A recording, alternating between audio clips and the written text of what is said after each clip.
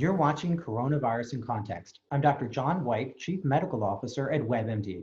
Today, we're going to talk about how COVID is changing the practice of medicine.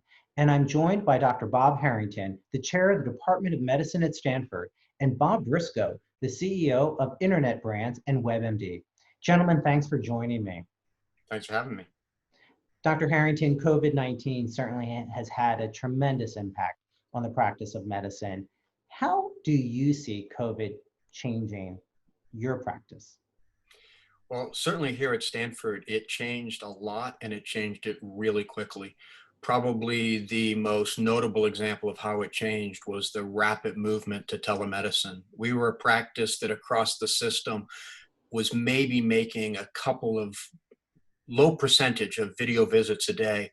Fast forward to about a month ago at the peak, we were doing almost 80% video visits across the practice. Over the last couple of weeks, as we've begun to reopen the ambulatory practices, you can see us increasing the number of face-to-face visits, but we're still over 60% televisits, mostly video. And I think that that acceleration was something that probably wouldn't have happened without a catastrophe like the pandemic. So in some ways, that's a little bit of a silver lining. Something that was long needed is now really was forced upon us. And I think we adapted as a community pretty quickly.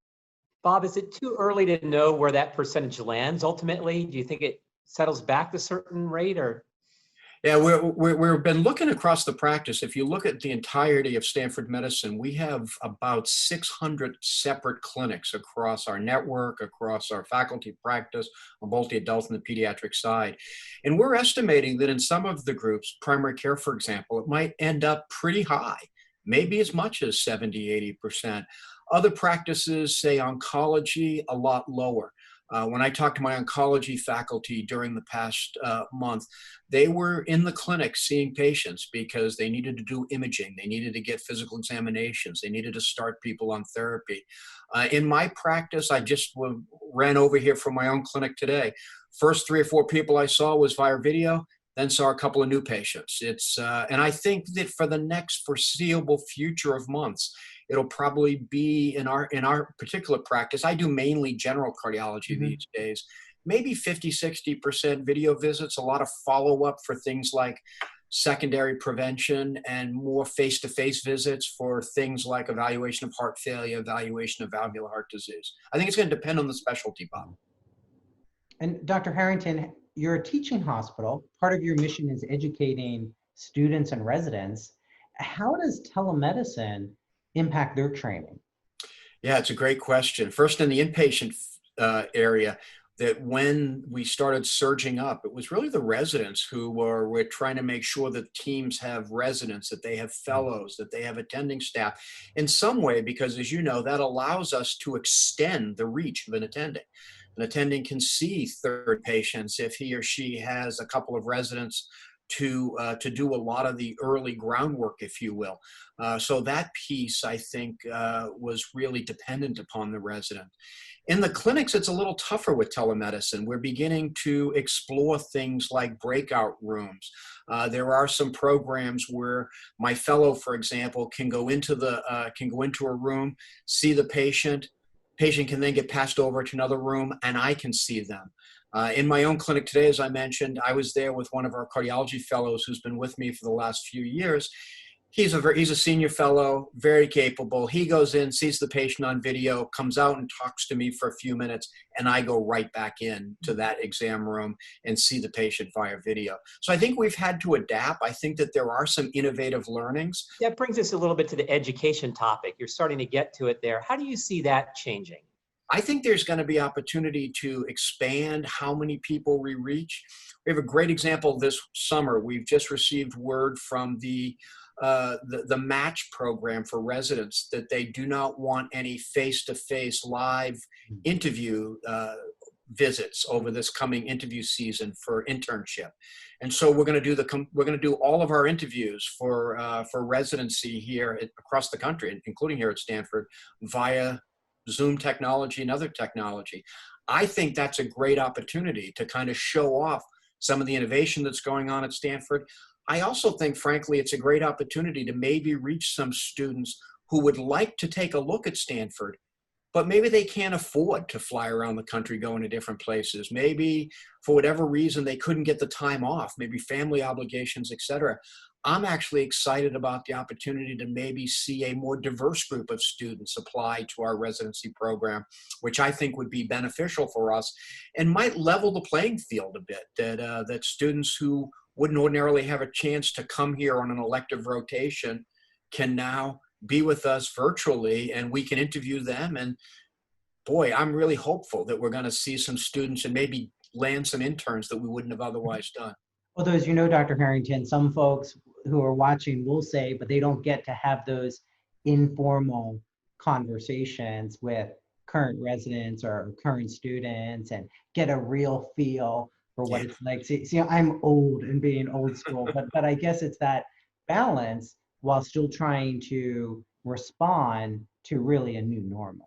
I completely agree with you. I mean, one of the hallmarks of our residency interview day is the night before we host a reception and a dinner, largely attended by our residents, to meet with prospective interns. And I do think you're right. That's where you get the best feel of a program. We're having a lot of internal discussions now of how do we recreate some of that? How do we recreate that opportunity to have a little bit more of that informal networking? It's definitely not as good as visiting, but how might we be able to add some things via technology that will get them excited about maybe the kind of things we have to offer here? It is a bit of the new norm. I'm hopeful that over the long run, the new norm is a bit of a hybrid, that it's hard to replace. It's funny, I was talking to one of my patients this morning. I said, I'm a social person. I miss seeing patients in the exam room and talking to them and just hanging out for a few minutes to hearing how they're doing. And I do miss that. Video doesn't replace that. You mentioned that COVID has accelerated the adoption of telemedicine. What else do you see that is catalyzed? Are clinical trials different now? Are there other things you could talk about that you think have been transformed because of necessity right now? Yeah, I think the communication of science has accelerated. And there's been both good and bad features of that. Maybe not bad, maybe challenging features of that.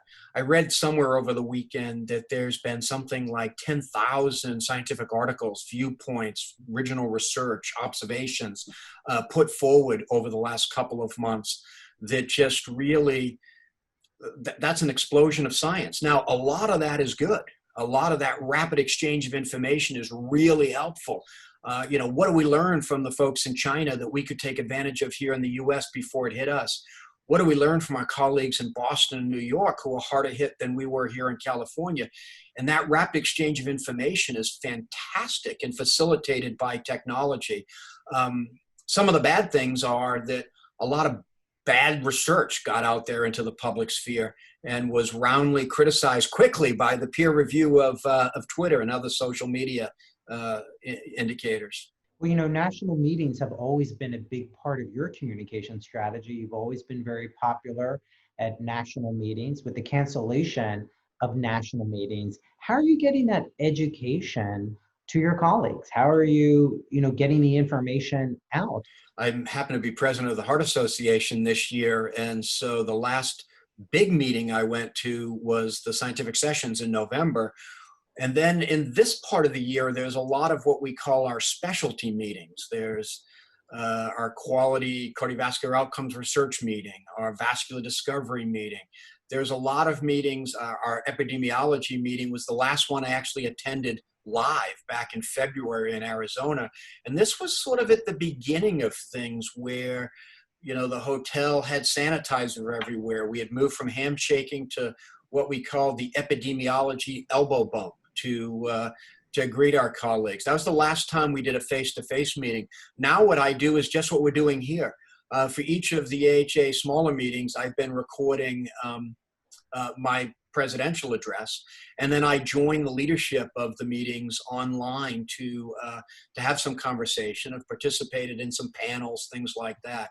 We're, planning scientific sessions in November now as a potential hybrid where there will maybe be some people on site in Dallas and some people, maybe the majority, watching virtually. We don't know where that's going to fall out yet. We know the European Society of Cardiology this summer has moved to complete virtual. That's the world's largest cardiovascular meeting. How's that going to be, how's that going to be received? 30,000 plus people typically attend that. So yeah, there's things I miss. I don't miss being on planes. I don't miss being in hotel rooms, but I do miss seeing colleagues and friends from around the globe to do that informal networking, to learn from them, to talk about new things in science, et cetera. Bob, as you know, we work very closely with the largest pharmaceutical manufacturers. Do you have thoughts or advice for them on how they approach interacting with HCPs in a post-COVID basis? Oh, I think that post-COVID, we're going to spend a lot of time trying to figure out the optimal ways to deliver education. I think it is going to be some hybrid of face-to-face and virtual. But I hope that we take some lessons learned from these virtual experience. And I'll give you a couple of examples that I think have been pretty good. The chat function on the virtual meetings has really opened up to people who might not otherwise ask questions. We now do our medical grand rounds virtually. And this is a grand rounds, typical medical grand rounds. You both have been to more of these than you probably care to admit. And they are, 150, 200 people on a busy day. We're getting upwards of 2,000 people coming to our medical grand rounds. And now we've developed a format where we get a lot of people participating as panelists who are answering the questions that are coming in during chat. So then we can reserve the open forum for the really hot questions. What are the ones in voting that rise to the top? So I think that there has been people speaking who wouldn't otherwise speak, who are asking questions who might have been reticent to do so. And I think we're getting a lot of great engagement. We don't want to lose this. When we go back to having our face-to-face, how do we make sure we don't lose the participatory, the engagement piece? And so I would ask our friends who do a lot of sponsorship of educational events, what are they trying to achieve?